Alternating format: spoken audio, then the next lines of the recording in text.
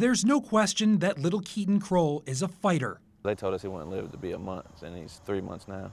Now they're saying a year at most. Born with a rare genetic disorder called spinal muscular atrophy. They told us he was type 0, which is the worst. The Muscular Dystrophy Association says babies with type 0 rarely live 6 months. They're bedridden, need a feeding tube to eat, and require a ventilator to breathe. They said that he has holes in his brain that's getting bigger. And blood clots in his legs requiring constant pain medication. If that's not enough, doctors also believe Keaton had injuries during birth that caused fractures in both his arms, which aren't healing properly. Despite all of these injuries, his parents aren't ready to give up on him. If we knew that there was no chance of him ever having quality of life, then no, we wouldn't continue on. But because there is a chance he could have quality of life, we want to at least try to give him the chance at the Zolgensma and see. Zolgensma is a one-time medication used to treat SMA. The Krolls say the cost is around $2 million. Is your insurance covering that? We're in an argument and fighting with them now about that. The Krolls have already tried another medication called Spinraza and another hospital, Riley Hospital for Children in Indianapolis.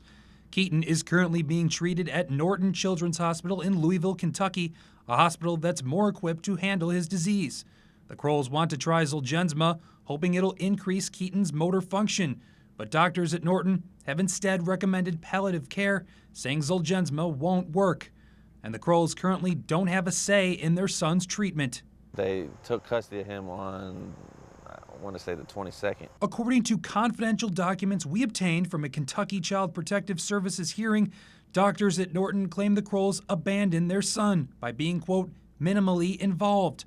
So the state of Kentucky took custody of Keaton, which gives the hospital the authority to make medical decisions instead of the Krolls. They expect us to stay there 24/7 with him, and we can't. We have other kids and bills and all that stuff that we have to maintain. So we made a decision together as a family to go down there on the weekends. I made the hospital aware that, I would be working between 5 a.m. and 3 p.m., so I couldn't take every call that I got, especially being a new employee. Jennifer tells us she returned all the calls she got from the hospital, so we reached out to the hospital and Child Protective Services for more information. A spokesperson for Norton and CPS told us they couldn't discuss Keaton's health or his case. On the 29th, there's going to be court, and basically me and my wife have to